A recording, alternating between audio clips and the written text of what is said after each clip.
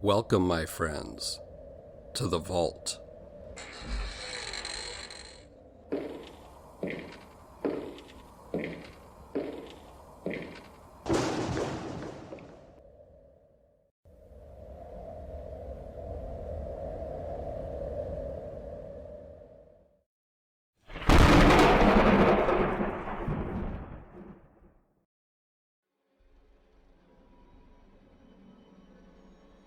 So, I have had a few paranormal encounters, and have plenty of stories from family as well.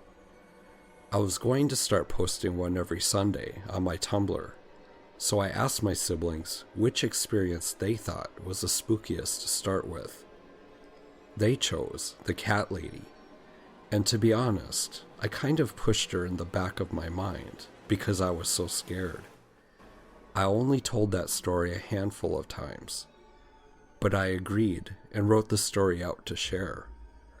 But now, I'm back to thinking about her again, and I'm a little on edge, and really wondering if anyone else has seen this thing, or if it was just me. When I was 13, I was living with my mom and her boyfriend in his trailer. It wasn't bad. The only part I hated was that there was no store nearby, and the bed. The bed was an old hospital-type bed.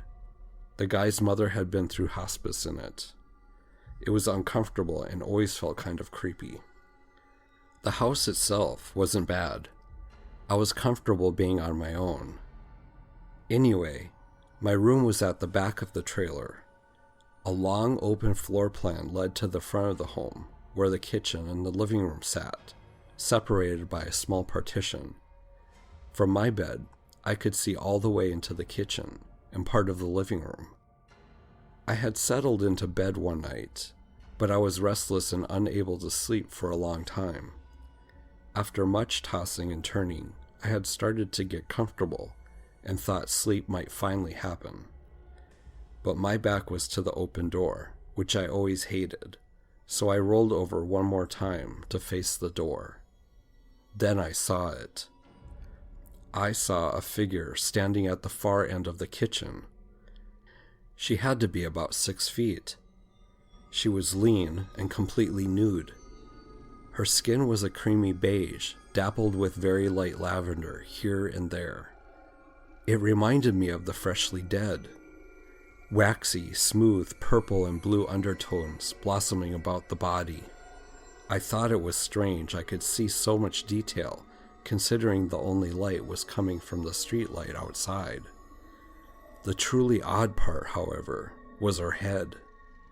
She had a cat's head, but it was almost papier-mâché mask-like. The eyes were closed slits, reminding me very much of a stylized Maneki Nico, but there was no smile on her face, no mouth that I could see. In fact, aside from the eyes, there wasn't much detail anywhere on her body. I closed my eyes for a count of 10, convinced I had just been letting my imagination run wild. When I opened them, she wasn't gone. She was closer. She was now standing at the edge of the kitchen and the beginning of the hall. My heart leapt into my throat as I stared at her. She didn't really move much. Sometimes I thought I would catch her head tilt to the side, or she would sway slightly. I closed my eyes again. I tried to think. It couldn't be my mother or her boyfriend. They were in their bedroom and didn't want to be bothered. I was smart enough to know what that meant, so I was sure they were busy, and this wasn't either of them. All the doors and windows were locked. We were the only ones in the house. This had to be my imagination. This couldn't be a real person. I slowly opened my eyes. She was gone. I relaxed. See? Just my imagination. Mother always said I was creative. I noticed movement in the bathroom. Slowly, she leaned around the corner of the bathroom, looking down the hall at me. I let out a small whimper. I tried to scream for my mother, but nothing would come out. I kept trying to call for her, but I was frozen with fear. All I could do was scoot back further in the bed, shake and whine under my breath. I slowly realized she only moved when my eyes were closed, but I couldn't stand looking at her. It made my heart pound out of my chest, and I wanted to puke. It made me ill to look at her, like vertigo. I closed my eyes one more time, convinced if I just kept them closed until morning, I wouldn't have to deal with her. I was determined to just go to sleep, just lie there and pray I would live through the night. Things would be better tomorrow. But I heard a loud shuffle and the sound of a body hitting the wood paneling. In my panic, I made the tragic mistake of opening my eyes. She was now standing right outside my bedroom door. I flung myself face first into my pillow, eyes squeezed tight. I finally found my voice and screamed bloody murder. One soundless scream followed by endless chants of "Mom! Mom! Mom!" My mother came flying out of her room and into mine. Suddenly, all the lights were on.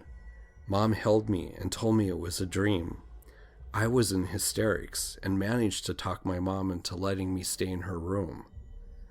I slept on the floor next to her bed. They kept the bathroom light on for me. They also locked the bedroom door on my insistence. After a few sleepless nights in my mom's room, then on the sofa with all the lights on, they moved my bed away from the door and got me a lamp for my room so I could shut and lock the door, have light, and sleep away from the door. It was surprising how quickly I got over the situation at the time, but looking back on it now still scares the shit out of me. What was it?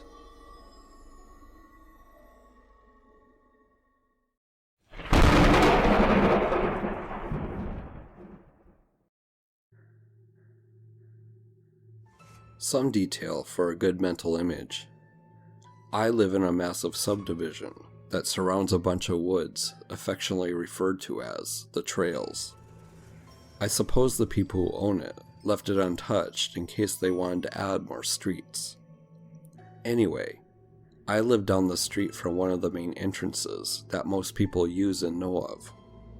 My friends and I were a resilient bunch who liked to go out there and have fires, get drunk, and smoke a little, if you know what I mean. So considering we were out there so much, we decided we were going to build ourselves a little hideout, a fort of sorts where we could party and even camp. We ended up with a good small clearing off one of the winding paths, where we had set up a good-sized lean-to with some evergreen on top as our roof, and named it Bear Cave. Now for the incident in question. This happened back when I was about 17 to 19 years old. I had just gotten off work and had gone to grab some fast food. My friends had called me earlier, letting me know that we were going to meet at Bear Cave. So after I got home, I changed into some warmer clothes, as this was during the late fall to early winter, and it had been unusually cold that night. So I decided I should get out there as soon as possible, and decided to take my food with me and eat it there. Now, it's about 8:30 and the moon was barely visible through the trees, but knowing the trail like the back of my hand, I wasn't worried and assumed they would already have a fire started. As I approached, I walked up to our hidden entrance and saw there was no fire and heard no sounds. I took my phone out and texted one, asking where they were.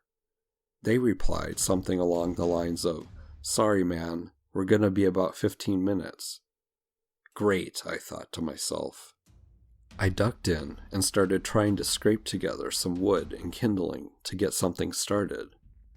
Unfortunately, everything was wet, and without a proper flashlight, this was before they were standard on phones, I couldn't get into the brush and dig anything up.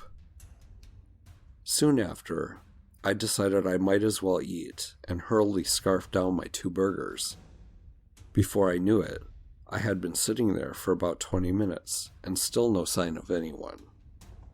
I tried giving a couple of them a call and after 5 minutes with no callback, I texted them. Still, no response. At this point, I was about fed up, and my phone was about to die, so I made a mental note. 10 more minutes and I am gone. At this point, I squatted down, holding my knees to my chest, and tried getting warm. My back was to our little hut at the back of the site. I thought I heard something behind me, a slight crunch. I looked over my shoulder, and from behind the shelter, I saw what looked like 2 beady eyes glinting from the little moonlight entering through the trees. I quickly and quietly turned my full body to face it. At this point, I feel as though I am about to throw up or shit myself one. But keeping my mind about myself, I slowly reach into my right, where I had laid a stick just in case something like this might happen. If it was a dog, it was big. And let me clarify, this was not a wolf, as I live in the south and coyotes do not get this big. Something wasn't right. It just stared, unblinking, as if looking through me, and made no sound whatsoever. I realized whatever it was, it wanted to come at me. Thinking fast, I decided my best interest was to throw it off guard. I threw the stick, and without seeing if it made contact, turned and ran swiftly out the entrance, expertly placing my feet in all the safe places through the trail, assuring I wouldn't trip though maintaining max speed. I didn't stop until I saw streetlights and was safely on the road. At this time, I see my friends pulling up, and all I told them was I saw something. They didn't seem too interested and tried to go out. I told them sternly no, and suggested we just go to my house. This seemed suitable to them, and so we went. I still don't know what I saw out there, and it was as though everyone forgot about it. I continued to go back there, but only at daytime, or if at night, only with a friend. But I will never forget those unwavering eyes.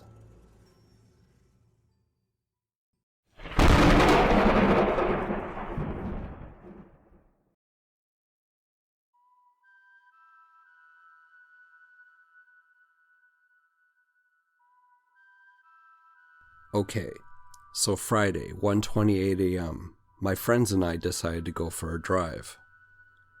We sometimes like to go to the Llano Mountains near El Cerro to experience something that only happens in that area, paranormal and supernatural. Like any other time we do this, we go in my car and drive past Tome Hill, going towards the mountains. We park across from VHS, about 1.5 miles away. Then, we sit and take in the scenic beauty of the dark desert. Starting by listening close to anything and looking everywhere, being hyper-observant. At first, we saw a light in the distance traveling flat on the desert land, getting within about 1 mile away from us, then disappearing altogether. Moving on from there, we had, and I mean had, to see something else. Driving through the roads and flying past by at least 30 miles per hour over the speed limit, we turned down a familiar road. This is where we knew that something was about to change me and everyone else. Everyone, including me, 4 people in total, looked to the right side of the car. A massive black dog just launched at my car while I was going 45 through the road. We should have felt impact from the massive creature, but didn't. Both people in the back seat looked and saw this thing rise up from the ground and stand straight up on 2 legs. Absolutely huge and all black, with red eyes that are forever imprinted in our minds. I didn't slow down, but sped up, going about 55 miles per hour now, so it was probably about 20 yards away. They saw it rise up as if nothing happened to it.